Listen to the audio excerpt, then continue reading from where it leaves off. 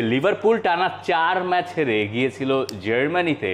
সেখানে আইনট্রাখ ফ্রাঙ্কফুর্টের বিপক্ষে তারা আরও একবার পিছিয়ে পড়ল, কিন্তু বিপদ সামাল দিলেন উগো একিতিকে। তার গোলে সমতা, এরপরে ফন্ডাই, কোনাতে, গাকপো, সবুজলাই একে একে গোল করেছেন সবাই। আর এরপরে লিভারপুল পেয়েছে বড় এক জয়।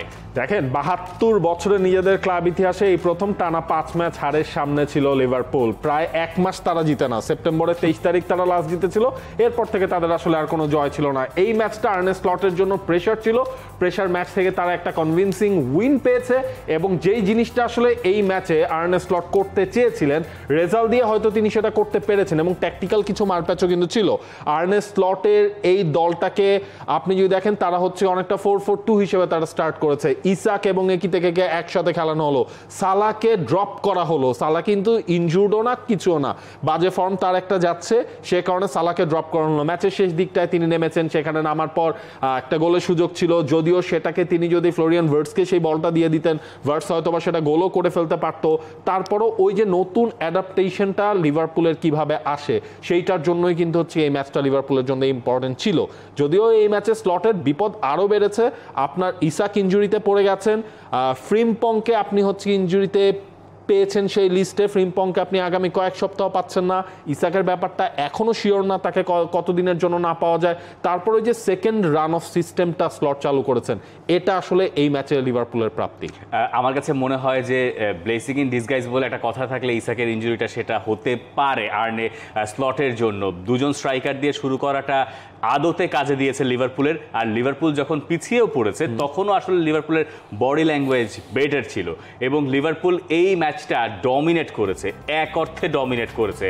এবং ম্যাচ শেষে সিস্টেম নিয়েই কথা বলছেন আর্নে স্লট। ইসাক ও একিতিকে দুইজনকে একসাথে শুরু করানোর কারণ ছিল ওরা গোল করতে পারে।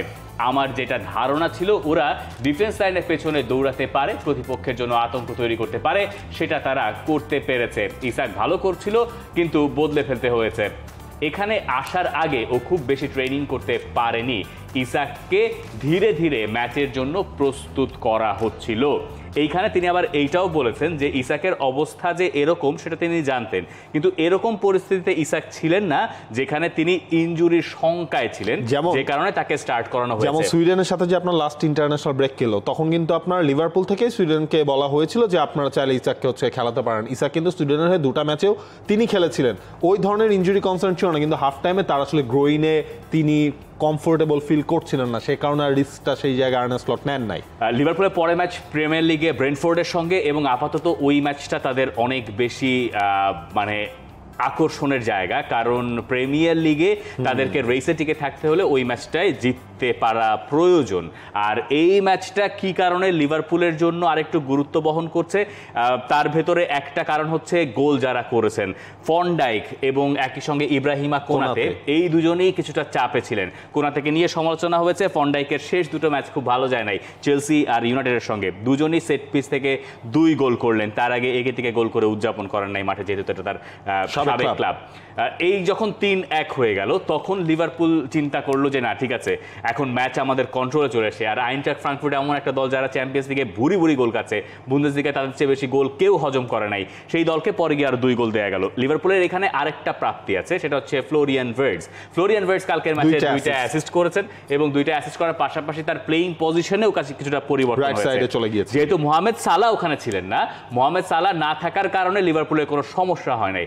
আগামী দিনগুলোতে সালাহকে আমরা আসলে অ্যাজ আ সাব দেখবো কিনা, এই প্রশ্নটা এখন তোলা খুবই স্বাভাবিক, এবং সম্ভবত মোহামেদ সালাহ পরে নেমেই আরেকটু বেশি ইম্প্যাক্ট রাখতে পারবেন, কারণ সালাহর ফর্মটা খুব একটা ভালো যাচ্ছে না। যদি এটা বলার আমি আসলে কে, কারণ মোহামেদ সালাহ আসলে দিনের পর দিন প্রিমিয়ার লিগে যা করে গেছেন, এরপরে হয়তো 2-3টা ম্যাচ গোল করলে দেখা যাবে সেই পুরনো সালাহকে আবারও দেখা যাচ্ছে, কিন্তু সালাহর ওই বদভ্যাসটা রয়েই গেল। মানে সালাহ যেখানে ভেবেছিলেন যে 5টা দিলে হয়তো গোল পেতে পারতেন ফ্লোরিয়ান ভার্টস, সেখানে নিজেই চেষ্টা করলেন। এইটা বলে দিচ্ছে যে তিনিও চাপে আছেন, তিনি চাইছেন গোল করতে, কারণ যেহেতু সবাই গোল করছেন, তিনি একটা গোল করলে তার উপর থেকে চাপটা কমে যায়। কিন্তু চাপে এখন কয়েকজন ফুটবলারই আছেন, একমাত্র একিতিকে বাদ দিলে লিভারপুলে কয়েকজন ফুটবলার চাপে ছিলেন। তার ভেতরে চাপ কাটিয়েছেন কালকে ফন্ডাইক, চাপ কাটিয়েছেন কালকে কোনাতে, চাপ কাটিয়েছেন ফ্লোরিয়ান ভার্টসও চাপে আছেন এখনো পর্যন্ত মোহামেদ সালাহ। কোডি গাকপো মনে হয় কোনো চাপ টাপে আসলে না, পুরো সিজনটা তিনি যেভাবে খেলছেন তিনি আসলে কোনো চাপে নাই।